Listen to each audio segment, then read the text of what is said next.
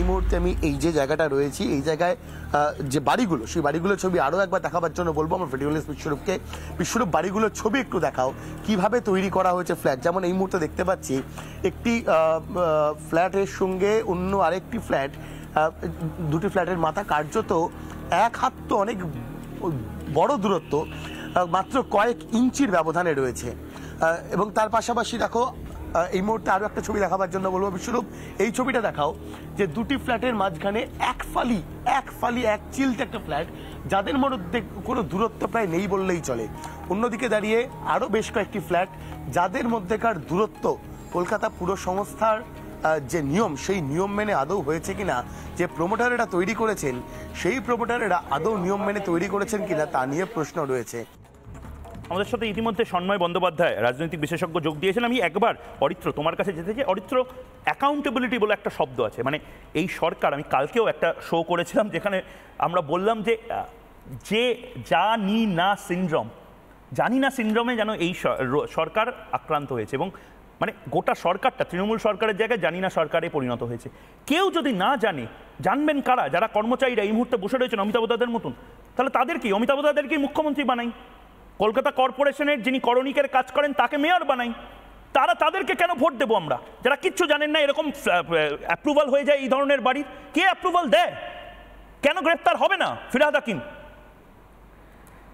দেখুন, জানি না যারা বলছে সম্পূর্ণ মিথ্যে কথা বলা হচ্ছে, এনারা সবই জানেন। এবার ঘটনা হচ্ছে, আপনাকে একটা অদ্ভুত রিয়েল এস্টেট মাফিয়া নেটওয়ার্কের একটা চিত্র বলি, তাহলে আপনি বুঝতে পারবেন এটা কিভাবে হয়। কলকাতা শহরের এই যে বিপুল জনসংখ্যা, এই জনসংখ্যাটাকে এরা খুব বাজেভাবে ব্যবহার করেছে। প্রথমে কলকাতার মেন সিটি, সেই সিটিটা সম্পর্কে মানুষের কাছে একটা খারাপ ইমেজ তৈরি করেছে, যেটা এটা কনজেস্টেড, অনেক ভিড়ভাড়, ট্রাফিক জ্যাম ইত্যাদি দিয়ে তারপরে আস্তে আস্তে সমুদ্রপৃষ্ঠ বা নদী থেকে পেছনের দিকে গিয়ে একটা alternative satellite city, new town এরকম আস্তে বিভিন্ন দিকে এক্সপ্যান্ড করতে যাচ্ছে। এবার ঘটনা হচ্ছে কি হয় এখানে, আপনাকে আমি বলে দিই বাস্তবটা। প্রথমত হচ্ছে, একটা হয় যে বাড়ি তৈরি হওয়ার আগে একটা স্যাংশন প্ল্যান থাকে। সেই স্যাংশন যে এটা এত 3 তলা বাড়ি হবে কি 4 তলা বাড়ি হবে, তারপরে বহু ক্ষেত্রে দেখা যাচ্ছে যে স্যাংশন প্ল্যান অনুসারে বাড়ি তৈরি হচ্ছে না। ধরুন 3 তলা বাড়ির পারমিট আছে, কিন্তু প্রমোটাররা সেখানে 5 তলা বাড়ি তৈরি করছে। এবার ফ্ল্যাটের ডিমান্ড তো ক্রমবর্ধমান, আপনি ফ্ল্যাট কিনতে যাচ্ছেন, সেইখানে দেখা যাচ্ছে যে আপনি যখন ফ্ল্যাটের জন্য আবেদন করছেন, প্রমোটার বলছে যে আপনি সস্তায় ফ্ল্যাটটা আপনাকে আমি দিয়ে দেবো, কিন্তু আপনি কোনো সরকারি বা রাষ্ট্রায়ত্ত ব্যাংক থেকে লোন পাবেন না। প্রশ্ন হচ্ছে কেন লোন পাবে না? তার কারণ স্যাংশন প্ল্যান অনুসারে বাড়িগুলো বা ফ্ল্যাটগুলো তৈরি হচ্ছে না।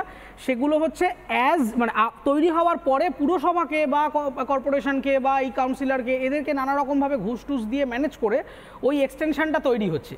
এবং এই যে বেআইনি কনস্ট্রাকশনটা হলো, সেইটার পরে আপনি কিন্তু, কারণ যখনই আপনি ইন্স্যুরেন্সের জন্য ক্লেম করতে যাবেন, ব্যাংকের লোন নিতে যাবেন, প্ল্যান মাফিক আপনার স্যাংশনড প্ল্যান অনুসারে বাড়িটা তৈরি হতে হবে। যদি না হয় তাহলে আপনি লোন পাবেন না। তখন আবার এই প্রমোটার রাজরা আরেকটা ধরনের বাইপাস ইউজ করছে, সেটা হচ্ছে যে লোন দেওয়ার কারবারি, কালোবাজার কারবারি। তখন প্রচুর হারে সুদ নিয়ে তারা বলছে ঠিক আছে আমরা করিয়ে দেবো, আপনার গয়না বন্ধক রেখে লোন নিন, বিভিন্ন প্রাইভেট জায়গা থেকে লোন নিন।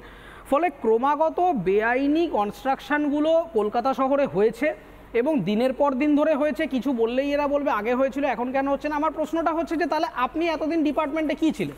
আপনি মিনিস্টার অফ ইনচার্জ ছিলেন, আপনি মেয়র, আপনি ওখানকার জ্ঞানেশ্বরী এক্সপ্রেসের উদাহরণ দিচ্ছে ফিরহাদ হাকিম।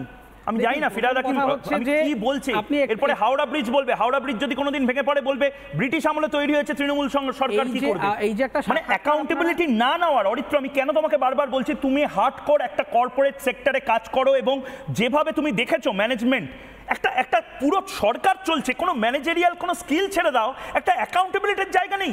একটা বেসরকারি কোম্পানি হলে এতক্ষণে ধাক্কা মেরে বের করে দিত তাদেরকে। সরকারের একমাত্র অবজেক্টিভ হয়ে গেছে তো টাকা ইনকাম করা বেআইনি ভাবে। সরকারের অ্যাডমিনিস্ট্রেশন চালানো তো এই সরকারের এখন আর মোটিভেশনের মধ্যে পড়ছে না, সেই জন্য দায় নিচ্ছে না। এই যে আপনারা দেখাচ্ছিলেন যে মেয়র সাহেব বললেন যে বেআইনি বাড়িগুলো হয়েছে সেগুলোকে আমরা এখন ভেঙে দেবো, হঠাৎ করে এই যে ভেঙে দেবে পাশের বাড়িটাই, মানে এতদিন পাশের বাড়িটা বেআইনি ছিল, আবার একটা বাড়ি ভাঙবে, আবার একটা ডেব্রিস, আবার একটা দূষণ, অজস্র লোকগুলোকে আমাকে মানে ভিটেহারা হতে হবে। তাহলে আপনি একটা লোককে বাড়িতে ঢোকাচ্ছেন, তখন আপনি দেখে নেবেন না যে এই বাড়িটা সঠিক কিনা? ওখানে লোকাল কোনো অ্যাডমিনিস্ট্রেটিভ বডি নেই, এখন সমস্ত বাড়িঘর ভাঙতে শুরু করে দেবেন, দূষণ হবে, শহরের পলিউশন হবে।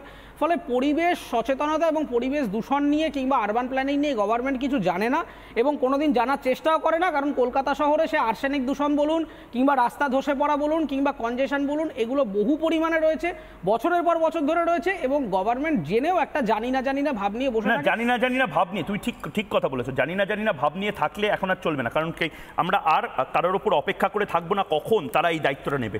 বাংলার মানুষের কাছে সোশ্যাল মিডিয়া আছে, ফেসবুক আছে, রিপাবলিক বাংলা আছে, বাংলার মানুষ ঠিক নিজেদের কথাটা নিজেদের মধ্যে পৌঁছে দেবে। আমি বারবার যে কথাটা বলছি, এই জানি না করে ক্ষমা করবেন, কিন্তু এই ন্যাকামোটা আর চলবে না।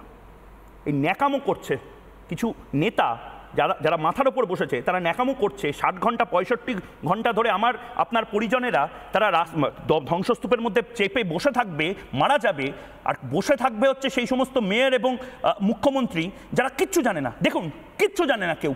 কে জানে না একবার দেখি, আইডেন্টিফাই করি কে কি জিনিস জানে না, দেখবো।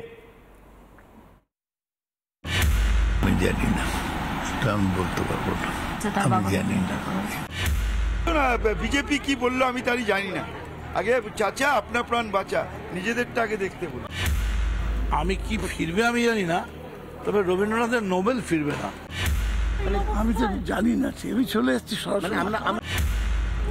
জানি না আমি তো, আপনিও যা জানেন আমিও দাঁড়িয়ে রয়েছি। তো এটা কেন ওখানে হচ্ছে আমি এখনো বুঝতে পারছি না। এটা দুর্ভাগ্য, এটা হচ্ছিল আমি জানতে পারিনি। আমার এই বিষয়ে কোনো কথা নেই। প্রথমত ডিটেলস আমি জানি না, মানে আমি এই প্রচার টোচারে নিয়ে এত ব্যস্ত, ডিটেলস জানি না। প্রিয় বাংলা, শেষ যে প্রতিক্রিয়া দেখালাম সেটা শতাব্দী রায়ের। এনাকে আপনি ইলেক্ট করবেন, ভোট দেবেন, তিনি প্রচারে নাকি এত ব্যস্ত, কলকাতা শহরের তার সহনাগরিক 10 জন মারা গেছে, তিনি খবরটাই জানেন না। এত ইল ইনফর্মড একজন রাজনীতিবিদকে আপনি কেন ভোট দেবেন বলুন তো?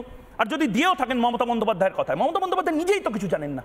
মমতা বন্দ্যোপাধ্যায় জানেন না কয়লা কেলেঙ্কারি হয়, মমতা বন্দ্যোপাধ্যায় জানেন না লিপস অ্যান্ড বাউন্স বলে একটা কোম্পানি ছিল, মমতা বন্দ্যোপাধ্যায় জানেন না যে ফিরহাদ হাকিম নিজে জানে না এদিকে মেয়রের চেয়ারে বসে আছে যে এত কিছু হয়। আমি নারায়ণবাবু আপনাকে জিজ্ঞেস করছি, এই জানি না সিনড্রোম, এই রোগটা বড় ভয়ঙ্কর রোগ। এই রোগে আক্রান্ত হয়েছে যে সরকার, সেই সরকারকে তো সবচেয়ে আগে সরিয়ে ফেলাটা নৈতিক কর্তব্য। ভ্যাকসিনেশন প্রোগ্রামের মতন, ইমিউনাইজেশন প্রোগ্রামের মতন নৈতিক কর্তব্য রাজ্যের। দেখুন, আমরা তো বলেই যাচ্ছি, সাধারণ লোকে, ওখানকার গার্ডেন রিচের লোকেরাও এদেরকেই ভোট দিয়েছিল।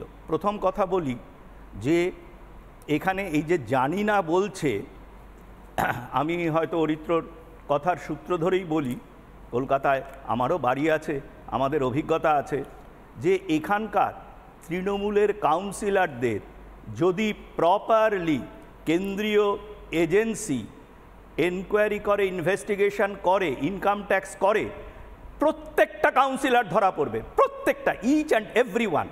তারা পুরো কলকাতা শহরকে, যেমন মমতা ব্যানার্জির ডেভেলপমেন্ট, উন্নয়ন মানে হাসপাতালের বাড়ি বানানো, শিক্ষা প্রতিষ্ঠানের বাড়ি বানানো উইদাউট এনি ইনফ্রাস্ট্রাকচার। এই বাড়ি বানাতে এরা খুব আগ্রহী, বাড়ি বানালে অনেক পয়সা পাওয়া যায়।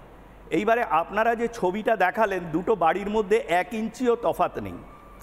যে বাড়িটা ভাঙলো তার সামনে ফ্রন্টেজ হচ্ছে 3 ফুট, এবং সেখানে আমি যতদূর শুনেছি যে দোতলা বাড়ির নাকি স্যাংশন ছিল, সেখানে 5 তলা বাড়ি তুলে দেওয়া হয়েছে। এবং ওখানকার কাউন্সিলর শামস ইকবাল, সে নাকি কিছু জানে না বলে মেয়র বলেছেন। শামস ইকবাল কি করতেন? শামস ইকবালের সাথে নারায়ণবাবু, আপনি তো এত জায়গায় ঘোরাফেরা করেছেন, আপনি পদ্মশ্রী পুরস্কার প্রাপ্ত একজন বিজ্ঞানী। শামস ইকবাল কি মানে আম্বানি, আদানি তাদের সাথে যুক্ত ছিল? না, আমি বলছি সেটা। এত 5 কোটি টাকা গাড়ি কি করে চলে? 5 কোটি টাকা আপনি করতে পারেন? আপনি তো বিজ্ঞানী, আপনি তো পদ্মশ্রী পুরস্কার পেয়েছেন। আমি তো যার দুধের ব্যবসা ছিল, খাটাল ছিল, সে কিছুদিনের মধ্যে একটা অ্যাস্টন মার্টিন গাড়ি কিনে ফেললো, বেন্টলে গাড়ি কিনে ফেললো, 5 কোটি 6 কোটি টাকার গাড়ি। লাইফস্টাইল দেখেছেন? বেন্টলের 5 কোটি টাকা হতে পারতেন স্যার, আপনি যদি বিজ্ঞানী না হয়ে। ভাবুন আমার আপনার রাজ্যে শামস ইকবালদেরকে মাথায় করে রাখতে হবে তো। না, শুধু তাই নয়, এই শামস ইকবালের ফ্যামিলিটা কি, তার বাবা মুন্না ইকবাল এএসআই তাপস চৌধুরীকে খুন করেছিল, এবং বলে অ্যালিগেশন আছে, এবং সেটা কিন্তু এই সরকারের অপদার্থতা বা ইচ্ছাকৃত গাফিলতির জন্য এখনো অবধি তার কোনো বিচার হয়নি। এএসআই তাপস চৌধুরী কিন্তু সরকারি কর্মচারী, কর্মরত অবস্থায় তিনি মারা যান এবং তাকে গুলি করে মারা হয়। এই শামস ইকবালরা তাদেরকে ডিফেন্ড করতে ফিরহাদ হাকিম বাধ্য। কেন বাধ্য? ফিরহাদ হাকিমকে ডিফেন্ড করতে মমতা ব্যানার্জি বাধ্য। তার কারণ মমতা বন্দ্যোপাধ্যায় শাহজাহানকে ডিফেন্ড করার কম্পালশন আছে বলছেন, শামস ইকবালকে ডিফেন্ড করার ফিরহাদ হাকিমের কম্পালশন আছে, কারণটা কি? শামস ইকবাল ধরা পড়লে পরের রাস্তা তো ফিরহাদ হাকিমের জন্য, তখন তো তাকে আবার বুকে ব্যথা নিয়ে জেলে যাওয়াটা উচিত, তখন তাকে বুকে ব্যথা নিয়ে এসএসকেএমে ভর্তি হতে হবে। এবং এখন হয়তো ইডি বা সিবিআই যে জায়গায় গেছে, এসএসকেএম এর সুপার বা প্রিন্সিপালকেই তুলে আবার না ইডি ভরে দেয়। বেশ, এখন অবস্থা সেটা দাঁড়িয়েছে। এবং সেইখান থেকে আরেকটা ফিরহাদ হাকিম ধরা পড়লে কিন্তু অনুপ্রেরণা দিদিমণি বাঁচতে পারবেন না, তাকেও ধরা পড়তে হবে। বড় কথা।